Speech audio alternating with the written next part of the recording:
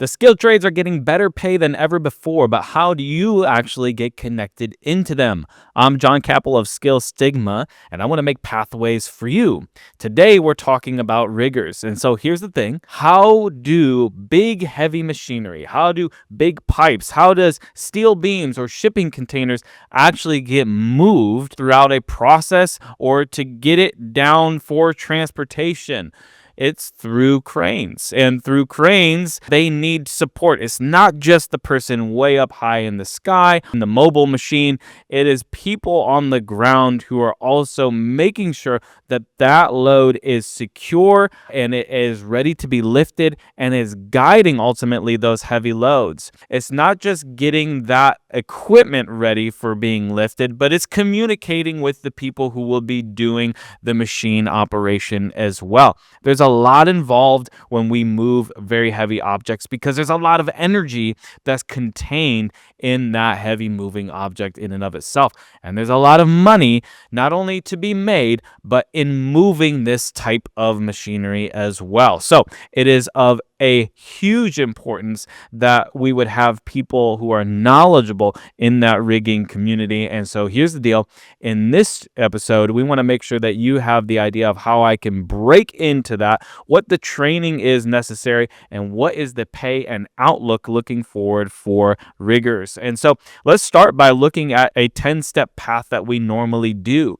What do these riggers actually do? Well, I touched this a little bit before, but it would be to actually prepare that job, right? So preparing the area, clearing the area, making sure that all my cables and attachments are ready for it. It would actually to make sure that the attachment is secured. At the end of it as well, your job is to detach it securely. So making sure that before we loose ourselves from the actual safety of the power of that crane, that this thing is going to be secured. So getting those loads ready and moving those loads for the lifting equipment for hoists or cranes is part of your job.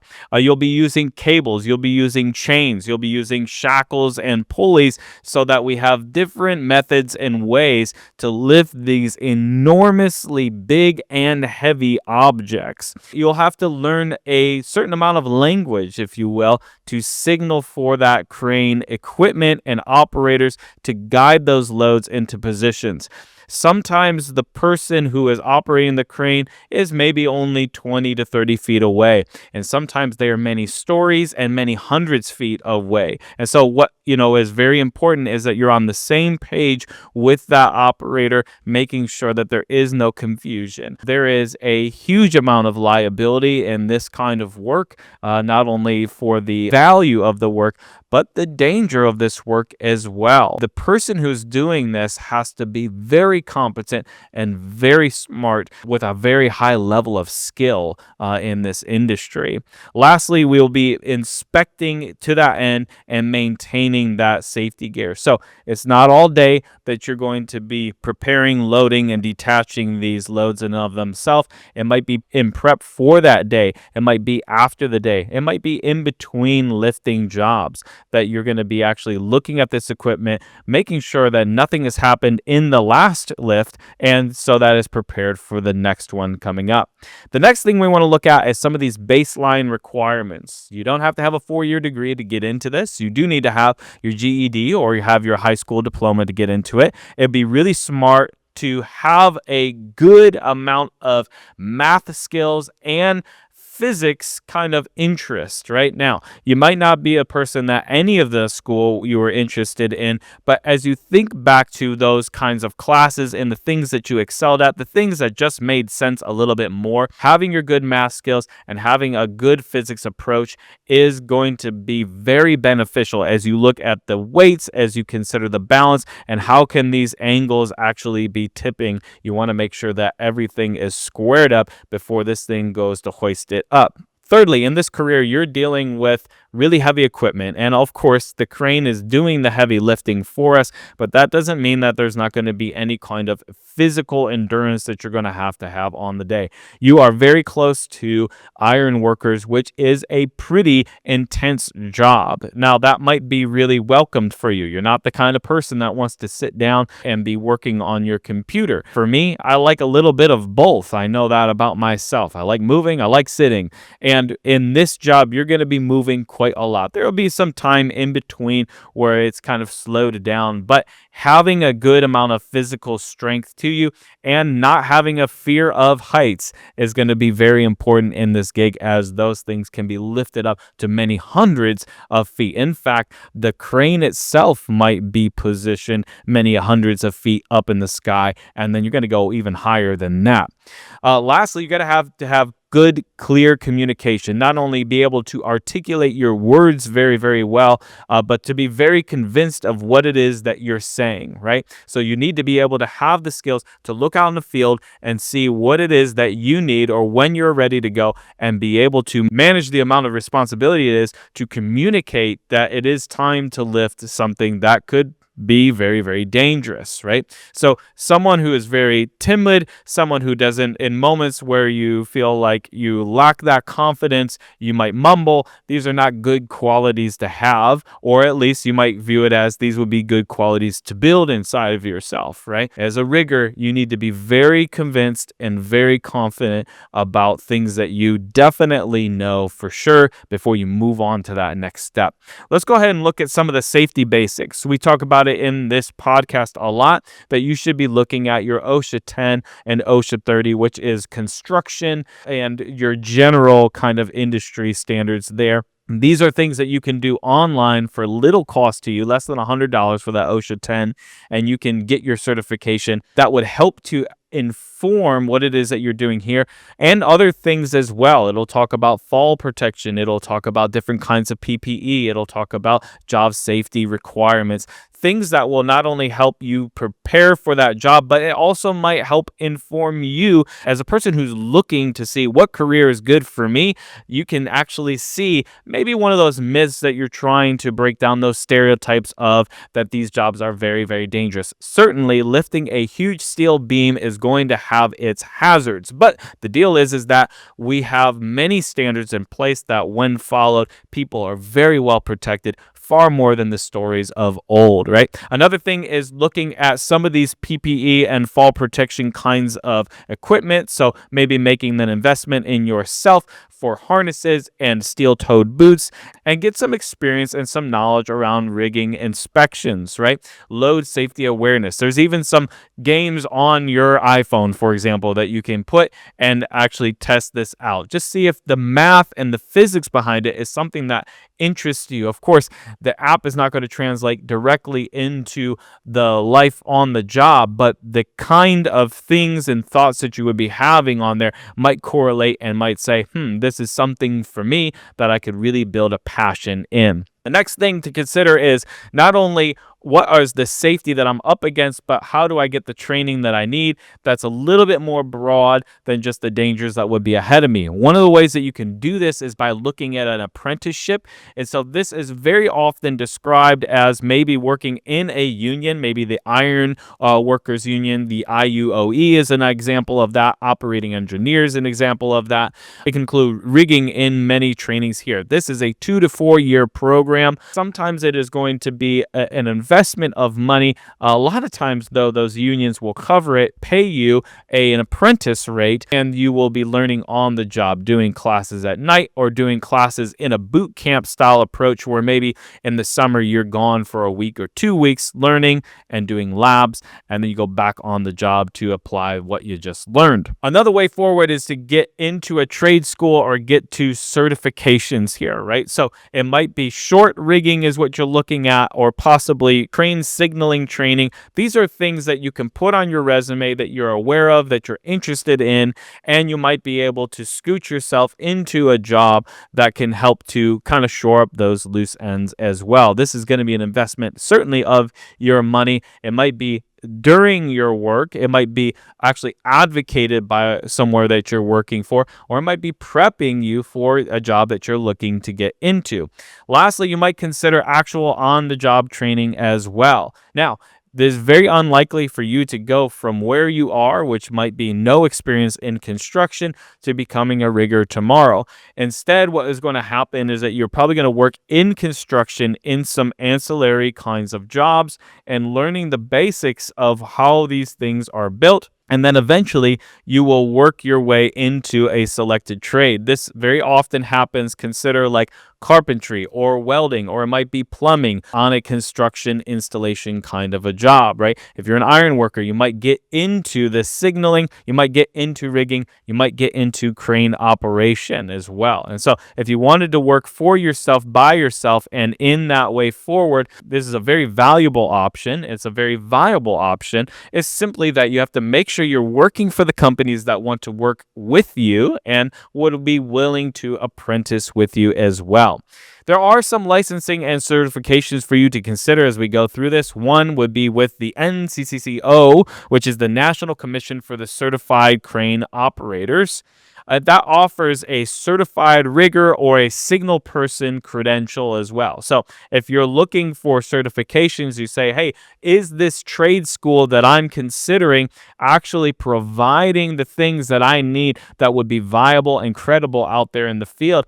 Don't just go with, Joe's Shack of Crane Operations Training School. Go with something that's a little bit more certified and recognized by this NCCCO, for example. OSHA requires that riggers would have training, very often at least what they would say is qualified rigger. And so sometimes that is not well defined as to exactly what that is and standardized. It is sometimes described as trained and knowledgeable or competent kind of rigger. So what you want to look for is programs that internally for a company or externally look at different standards that would allow you to have the certification that's necessary moving forward, that all people would recognize, right? You don't want to invest your time in things that would not be able to be credible going forward. Sometimes when you're working in a specific state, and you should consider where you're going to work, therefore, they will require themselves extra certifications, extra training. There may be extra hours involved. There may be licenses involved. And so this is a state-by-state certification and licensing requirement. And so you should absolutely be in tune with where you'd like to do this type of work on the front end so you're not surprised on the back end by the big hurdle that maybe you find in front of you. So what do these jobs look like? I know that there's always a vision in our eye whenever we look at any of these jobs on this podcast. And probably for this one, you're imagining yourself being in a big city like New York or Chicago where they're building skyscrapers, for example, right? And that would be true, of course. So as we build big buildings, maybe it's high rises, maybe it's apartment buildings. It doesn't have to be this kind of equipment that would be only used in the tallest of buildings. Cranes are used in all sorts of places. Even where I used to work, I wasn't a crane operator, but we had to move big pieces of industrial equipment. So it was big storage tanks, it was big pieces of pipe, it was big pumps that we would have to use. And so cranes would sometimes help us do that job, and a rigger was necessary to make sure that that whole thing ran smoothly. But there's other places as well. So look at refineries or oil and gas industries. Look at shipyards, for example. You might even be rather industrial and commercial. You might be involved in event spaces where they're actually setting those things up, right? Concert rigging, for example. All of this needs to be done with a good amount of sense and a good amount of planning ahead of time. There is a decent amount of math that is involved prior to you ever actually attaching a load to that crane. What kind of pay and what kind of outlook is involved in riggers? Okay, so as a national average, this is going to be about $50,000 to $70,000 a year. And this is something to always consider, that we're not talking about extra overtime, extra bonuses, extra commission that might be involved in that process. More than that, if you look at more experienced experienced or union riggers, you might be looking at 80,000 and plus. Certainly, there's going to be people who are making over $100,000 a year.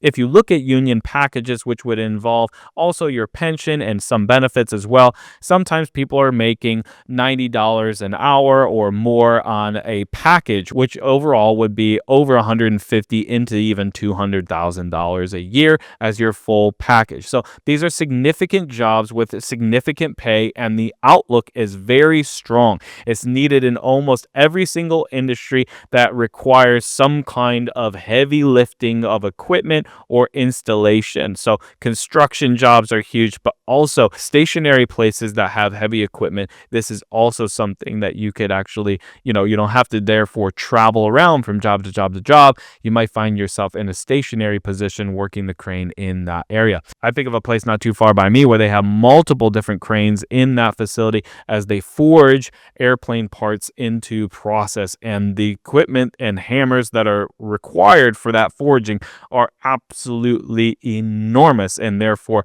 a rigger is absolutely needed to do that job safely on a day-to-day basis. As you look at your day, as you look at your lifestyle, what was this going to look like? Well, we kind of are reviewing this now. You can be from job site to job site. It's very likely going to be outdoor, although there are some warehouses where craning is very necessary for the kind of work that you would be doing. For example, if you're in a steel mill, there's all sorts of cranes that are indoors, but for the most part, if you're going to be a rigger, you're going to be experiencing life outdoors. There's probably going to be early mornings and long hours, because the deal is that if you're going to be lifting something heavy, everything else that goes on that job is really centered upon that lift, right? If it's a steel beam, we're getting that together to lift it. We're waiting for it to be set. We're waiting for it to be secured. And so we are the first ones on the job. We're often the last ones on the job to make sure that everything in moving this big central piece of equipment is necessary. As I grew up as a kid, I knew someone who was a crane operator, and they talked about the riggers from time to time. But I can tell you this, they made a really good living. And although sometimes it called them away from family or events at time that were inconvenient, they often left those moments with a smile, because the deal is that they were going to make double time or even 2.5 times their normal rate.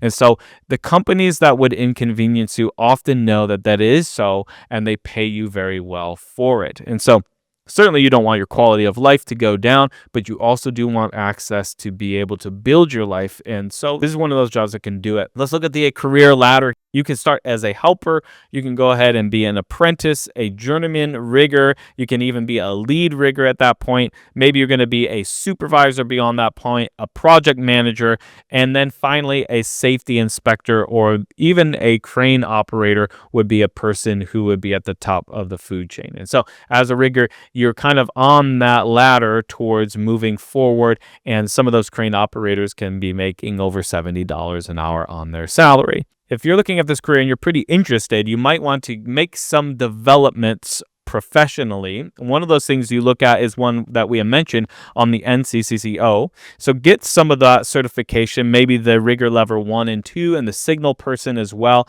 This would be very beneficial to you, even if you could do this online or maybe in a trade school ahead of getting hired. You could look at getting some specialized training after that, maybe some advanced training for tower cranes or possibly for shipyards or offshore rigs.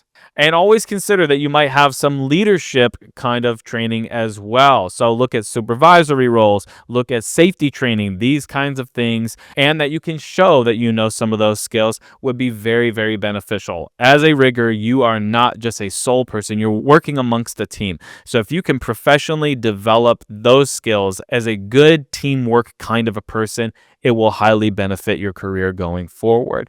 Do yourself a favor, in the description of this video, there will be a link to a video that describes a day in the life of an operator who is doing this kind of work. We want to make sure that you have an experience that is beyond our videos and our content and in the life of those people who are doing it. Do another thing for us and download the 90-day action plan. We are not just trying to tell you these jobs just so that we feel good. We want you to make steps towards a career that interests you. you. It gives you the chance to not only ask questions that you have, make steps and experiences that allow you to really see what this is. If you don't make steps forward, then you don't really know how to answer, do I want to do this? Do I have an attachment to this or not? So if you have even an inkling, take some of the first steps on this 90-day, okay? The other thing that you should always consider when looking up a job is what job openings are there currently. We've done that for you here as we do on all these kinds of podcasts. And so there's one here that's in Rhode Island that's paying $50 an hour, Nashville, Tennessee up to $45 an hour, Los Angeles is up to $60 an hour, and you can look all across the country and see these types of jobs where there are absolutely people that are looking for riggers that you might be able to fill those job openings. Finally, consider getting into a chat room, right, where we are looking at people who are doing this kind of work right now. You can ask live questions about that career. How did they get into it? What are they getting paid? What's the next steps for them, right? Allow that conversation to expound. Maybe you just don't want to engage it, but you want to read what is there. There's a ton of information on it, and I highly encourage you to get involved in that conversation before you make too much of an investment of your time or your money. What I hope from this video is that you're taking away some good ideas about what this life looks like. What is it required to get involved in there? And it's not just something online that makes you feel like, yes, we can make a bunch of money, but I have no idea on how to actually make steps towards it. Download that 90-day plan so that you can make actual progress and get down the road a little bit, answer the question, and see maybe there's actually a trade school near you. Maybe there's an apprenticeship that's looking for people like you. We're trying to open up all these kinds of careers, some that you know of, some that you never heard of before. And in the next one, we're looking at seismograph shooters. So join us to figure out if that's going to be a great career path for you to follow into.